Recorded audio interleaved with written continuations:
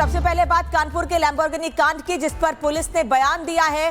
Car Shivam ही चला रहा था, कानपुर पुलिस का यह कहना है। साथ ही शिवम के पिता इस पूरे मामले को छिपा रहे हैं। कानपुर पुलिस ने यह भी दावा किया है मामले में कार्रवाई की जाएगी। पुलिस कह रही है कि इस मामले में जल्द से जल्द कार्रवाई की जाएगी। यानी कि शिवम के पिता पर ही पुलिस ये कह रही है कि वो मामले को दबा रहे हैं, छिपाने की कोशिश कर रहे हैं, लेकिन कार्रवाई की जाएगी इस मामले में। डीसीपी सेंट्रल अतुल कुमार श्रीवास्तव इस वक्त हमारे साथ मौजूद हैं। सर, आज जो के मिश्रा है, शिवम मिश्रा के पिता, वो आए थे, आपके सामने अपने बयान दिए। क्या पूरा बयान उन्होंने बताया? देखिए, आज के मिश्रा थाना ग्वालटोली पर आए थे। उन्होंने अपना बयान दर्ज कराया और बयान में काफ़ी विस्तृत बयान अंकित किया गया है। पूछताछ में उन्होंने ये बताने की कोशिश की कि गाड़ी कोई और चला रहा था, लेकिन पूरे साक्ष्य हैं, तकनीकी साक्ष्य हैं, लोग जो स्थानीय लोग हैं उनसे पूछताछ में हैं, सीसीटीवी कैमरे की फुटेजेस हैं, जिनसे स्पष्ट रूप से प्रमाणित है कि गाड़ी शिवम मिश्रा ही चला रहा था। हमारी पूरी विवेचना जो है वो उसी पे केंद्रित है और जो दोषी है, चाहे कोई भी हो, उसके विरुद्ध बहुत सख्त कार्रवाई की जाएगी। सर, इस तरह के झूठे बयान से क्या लगता है, वो शिवम को बचाने का प्रयास कर रहे हैं, पुलिस को गुमराह कर रहे हैं?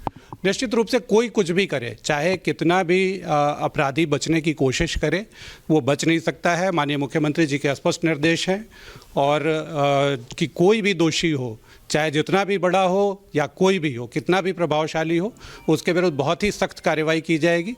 और हमारे पूरे, जैसा मैंने पहले कहा, कि पूरे तकनीकी साक्ष्य, लोगों से पूछताछ में सारी चीज़ें से ये पूरी तरह से प्रमाणित है कि शिवम मिश्रा ही इस गाड़ी को चला रहा था और उसके विरुद्ध विधिक कार्रवाई कर रहे हैं। जिस तरह से लैम्बोर्गिनी एक्सीडेंट में हम देख रहे हैं पुलिस की कार्रवाई, साफ तौर पर दिख रहा है पुलिस घर जाती है, वो गेट नहीं खोलता है। क्या आमतौर पर ऐसे लोगों के साथ इस तरह का ट्रीटमेंट होता है जो इसके साथ हो रहा है? ऐसा क्यों सर? देखिए, जैसा पूछताछ में पहले भी आया था प्रकाश में, और ये आया कि जो हमारा इस मुकदमे का अभियुक्त है, उसके तकनीकी साक्ष्य के आधार पर ये पाया गया था कि वो उस समय वहाँ पे मौजूद नहीं था और यहाँ से निकल गया था। इसलिए हम लोग जहाँ भी संभावित स्थान थे, उस स्थानों पर तलाश कर रहे थे। हमें अपने सूत्रों से और तकनीकी साक्ष्यों के आधार पर ये पता चल गया था कि वहाँ पे नहीं है। निश्चित रूप से कोई भी दोषी हो, मैं बार बार कह रहा हूँ कि चाहे कितना भी प्रभावशाली हो, उसके विरुद्ध वही कार्रवाई होगी जो विधि के अनुसार है। शिवम कहाँ पर है सर, क्या पता लगा? उसके फादर का ये कहना है कि वो दिल्ली के किसी हॉस्पिटल में एडमिटेड है।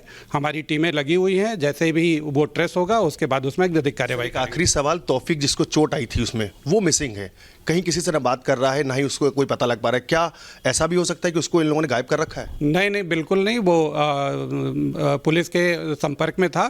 आज सुबह ही पुलिस की उससे वार्ता हुई है और कि कुछ और बयान, उसके मजीद बयान अगर अंकित कराना चाहे तो वो अंकित करा सकता है। जैसे भी है वो बयान अंकित कराएगा और कहीं कोई इस तरह की बात, किसी को गायब करने आदि की बात नहीं प्रकाश में आई है। और शिवम मिश्रा के वकील लगातार उसे बचाने की कोशिश कर रहे हैं। अब इस पूरे मामले में सीसीटीवी सामने आने के बाद, कई खुलासे होने के बाद, शिवम मिश्रा के वकील धर्मेंद्र सिंह क्या कह रहे हैं, सुनिए। गाड़ी को चला रहा था मोहन नाम का व्यक्ति, बगल की सीट में ये शिवम बैठे हुए थे। शिवम को अचानक कुछ चक्कर आने लगा। चक्कर आने की वजह से जो सामने से टेम्पो आ रही थी, उसने इनकी गाड़ी में साइड में टक्कर मारी। ये लेफ्ट साइड में जो बाइक थी उससे टकरा गए और उसके बाद गाड़ी ऑटोमेटिक लॉक हो गई। फिर शीशा तोड़ के ड्राइवर बाहर निकला और उसके बाद